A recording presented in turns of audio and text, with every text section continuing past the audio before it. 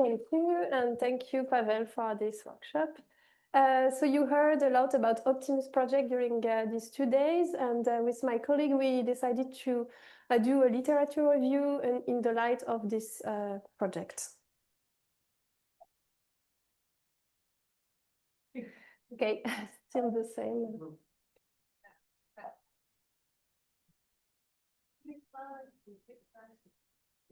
Can you move on to the next slide, please?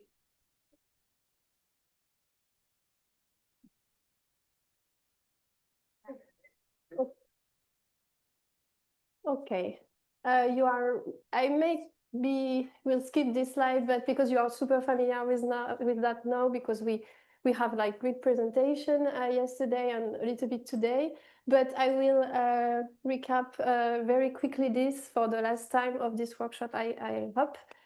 So in phase 1 oncology trial, this represents the first administration, the first in human administration. In general, like outside of oncology, this is on healthy volunteers, but for ethical reasons, for sure in oncology, this is on sick patients, and it represents sometimes the last option of an effective treatment for a patient that are really advanced in the cancer. And there is 2 main assumptions for the cytotoxic agents. So the design in oncology were originally developed for cytotoxic agents. The first assumption, as we said many times, is that the higher the dose, the higher the side effect you will expect. And also the same for efficacy. With higher dose, you will expect that you will kill more cancer cells. So more is better in terms of efficacy. And this is for that we traditionally select the maximum tolerated dose at the end of the dose finding, which is the highest dose that is still tolerable for the patient. You also have seen this plot multiple times. With anti-cancer agents such as immunotherapies and targeted therapies, the assumption I just presented before is not even longer true. We can have like some plateau for efficacy. So here we can wonder which dose do you want to pick? The MTD, like the fourth one, which has the highest efficacy, or maybe those 2 which have maybe a similar efficacy but much lower toxicity. So more is not necessarily the best for this drug, and less is definitely better in terms of the choice of the dose. And in this setting, the project Optimus was launched in 2021 by the FDA Oncology Center of Excellence. And it's an initiative that brings together a lot of experts, statisticians, pharmacologists, clinicians, and regulatory agency to really rethink how do we choose this optimal dose, how do we select the dose for the like registrational trial. And as we said multiple times, they really encourage to support the choice of the dose with a lot of endpoints on top of the toxicity. So PKPD with PKPD modeling, for example, with some other safety information other than only the DLT, and with some efficacy for sure, activity, and eventually biomarker information to really support the dose recommendation. And they also encourage for an early exploration of multiple doses, ideally through randomization, to really support the dose decision. And they also released a guidance recently for this project. So with my colleagues, we wanted to really map what has already been done in the literature in the scope of Optimus. So what were the subjects that were already explored, and maybe what can be improved in the light of the Optimus project. So for that, we extracted a list of 335 journals. It includes statistical and mathematical journals. From these journals, we really selected the ones that were published in biostatistic topics, and we also added some medical journals that were also publishing biostatistical, like methodological topics. We were not interested by the application of the trial, but really the design, the dose finding, or the more theory papers. And we finally retained 160 journals. And from these journals, we run a keyword-based research with about dose finding, early phase, and in oncology. And we found 880 papers. And then we, with my colleague, we also have a review of all these papers. And the process was, we wanted to keep, so not the application paper, really the theoretical paper, and we remove all the duplicates for sure, and off-topic papers. And we finally retained 641 papers that really form the base of this review. And I will present, so here this is the first maybe overview of this review. So you have for each year the number of papers published. And for sure, this number is increasing over years. And it was around 20 papers published a year in the early 2000. It doubled in 2017. And now it's about 50 papers published. We stratified according if it was a monotherapy or a combination paper. And when we talk about monotherapy here, that means only the dose level of one agent is moving. And combination, that means the dose level of the two agents are moving. Otherwise, we consider it was a monotherapy. And we can see that the combination paper received interest maybe 15 years ago. And now it represents about 20% of the publication. We were interested to know which kind of paper were published in those findings. So most of them for sure are new design proposal, around 67%. In this percentage, it also includes all the extension paper, like all the extension of the CRM and so on. And we also identify calibration papers, all the papers that we explain you how to calibrate the model parameters or eventually the stopping rules. And also other papers that are more synthesized knowledge, comparison, review, or guidelines or commentary papers. This is the same plot as before over time, but here we stratified according to the kind of the type of design. So Christina yesterday just presented us what are the type of design, and there is a kind of three big family in those findings: the algorithm based design, which has the one that are really empirical design, and the model based approach, which are the one that we prefer as biostatisticians, with the famous continual reassessment method, which is the most influential method. And in the 2015 or maybe 10, emerged the third class, which was the model-assisted design. We can say it's a kind of hybrid between the algorithm and model-based approach, and it includes all the Boyne's designs. And so what is interesting here is that if we have a look of the literature, we can see that the methodological literature is mostly devoted to model-based approach, 65%. But it does not necessarily reflect the the implementation of the clinical trials that, as you know, were mostly used algorithm-based method, even if the operating characteristic of this method have been demonstrated as really poor compared to model-based approach. But I would say that now there is really less and less reticence in using a model-based approach, and we really encourage that. This is the general overview of the literature. Sorry, this is a really busy figure, but on the left you can have all the topics that optimists raised, and we wanted to identify for each paper found if the paper was covered this topic or not. And you can find on the bars the number of paper that will cover the topics. And if the paper covers the topics, you have a colored dot. So for instance, you have 96 paper that deals with toxicity only, 46 that deals with efficacy and toxicity only, and etc. So there is subjects that are really, really covered, efficacy inclusion or late onset endpoints. And there is subjects that are like topics that are really not explored as expected, PRO or inclusion of external data, for instance. But I will go over some of these topics in this presentation. So first, the inclusion of the efficacy for the dose decision.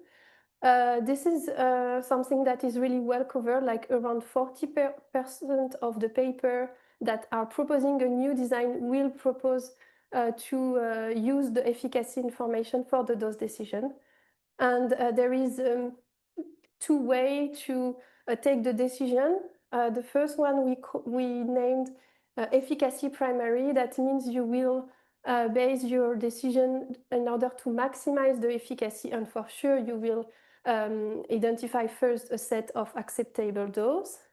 And there is another way to see it's more to identify a desirable dose, which will be a kind of trade-off between efficacy and toxicity.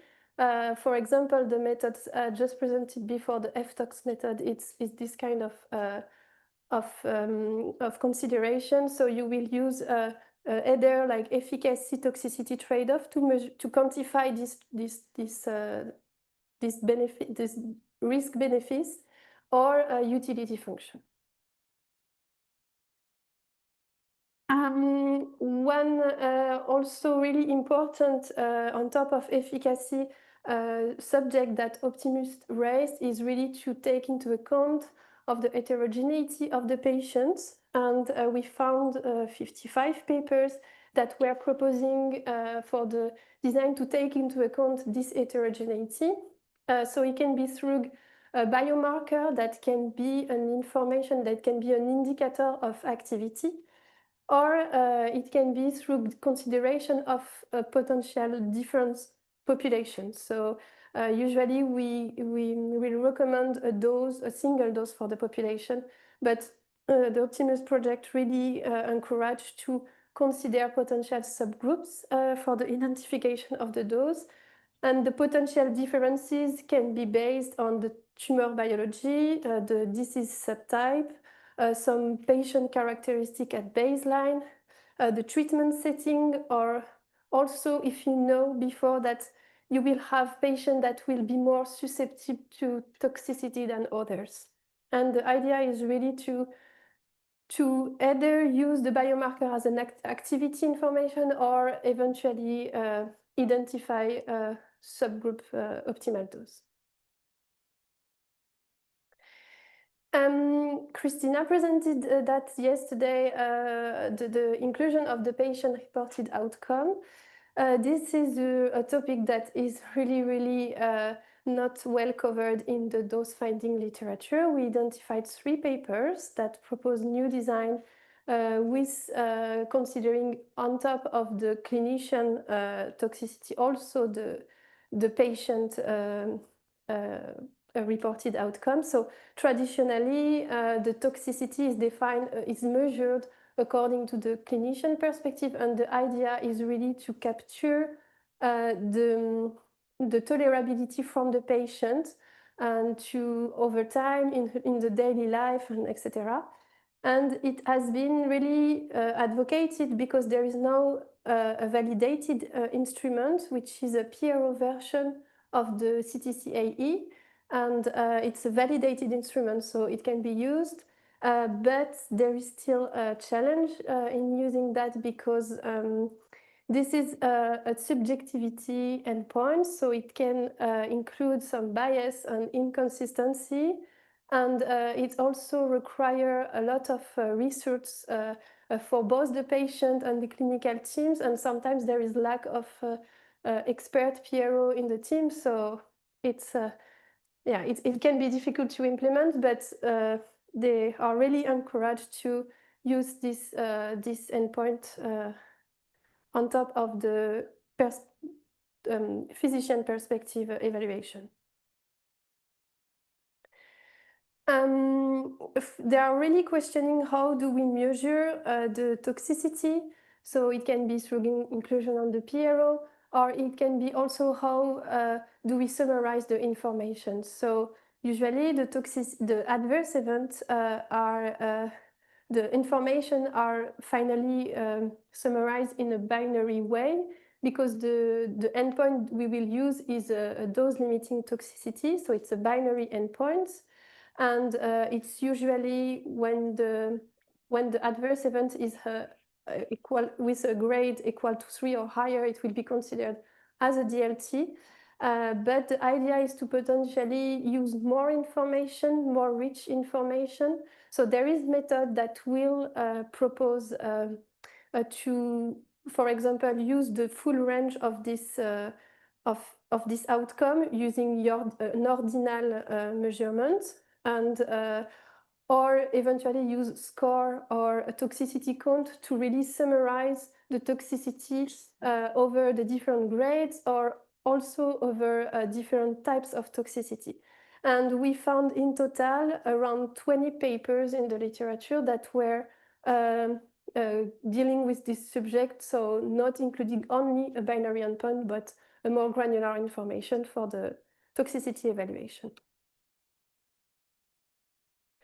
And for immunotherapies and targeted therapies, it is even more important to consider low grade of toxicity and also late onset toxicities, because this is treatment that are potentially less toxic, but they are administered over a long period of time compared to cytotoxic agents. And there is a lot of methods that are in the literature that can handle this topic.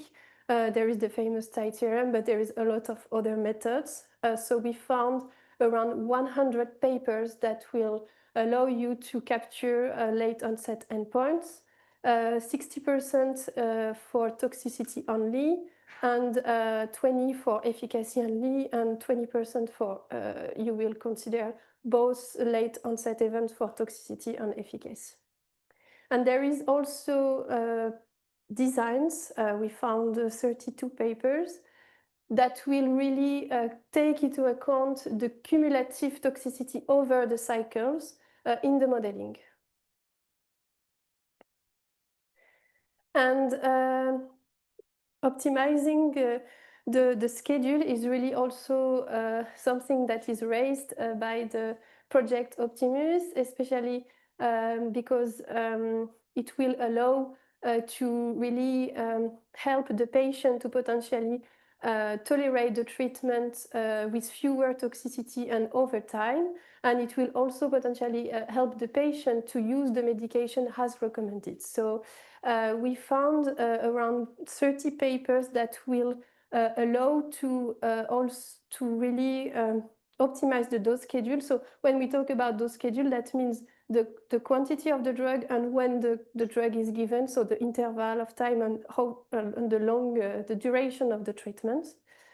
And yeah, we found around like 30 papers. And we also talked about that yesterday.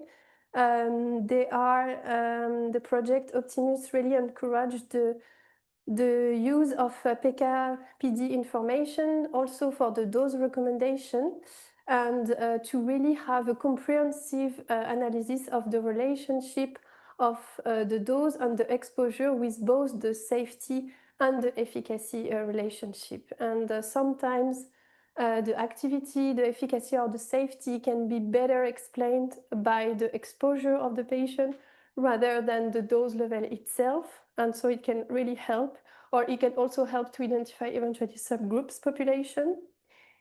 But it is still really complicated to use because they are not available very quickly, the PK samples or the individual exposure of patients. They need time to be derived, so they are not available potentially at each new cohort, at each new inclusion. So it's difficult to base the dose allocation with this information. It really needs collaboration between the pharmacometrician and the statistician, and maybe it's more feasible in pharmaceutical industry rather than academia or hospital. And finally, we also mentioned that a lot of time they are really encouraging the formal comparison of multiple doses that are considered as optimal through a formal randomization, because using randomization for sure will potentially minimize the bias in estimation of the dose exposure and the dose response relationship. It has not necessarily to be powered, but sufficiently sized to allow to get enough information on this dose we are interested in.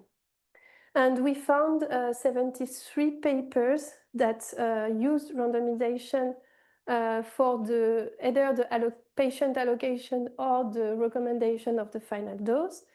It can be either during or after escalation. When it's after escalation, is usually in a two-stage design. So with the first step, you will identify a set of acceptable doses in terms of toxicity. And after, in a second stage, among this set of doses, you will perform adaptive randomization to, based on efficacy or activity to randomize your patient.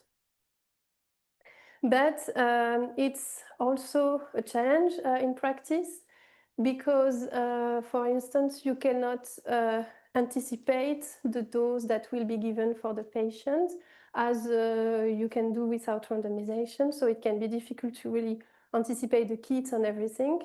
And the number of patients that will be allocated to this phase, to this dose optimization phase, has really need to be determined really in advance to get enough patients to have information at the dose we are interested in. And a really quick note about the availability of the tool. We all know that when the method is complex, it's complicated to use it in real life.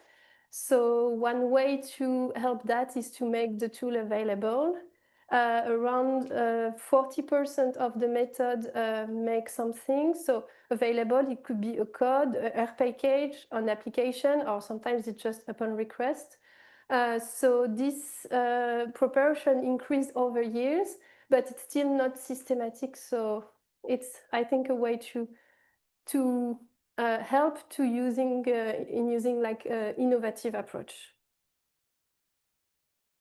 So to conclude, I would say that there is really a rich methodological literature in dose finding in oncology. Many of the subjects that were raised by Optimus were actually already covered in the literature. I think about late onset event or integration of activity or efficacy. But Optimus project, it's really a new momentum for a methodological application and innovation. And a real effort has to be done for inclusion of PRO, or maybe also a unified approach for the dose optimization phase.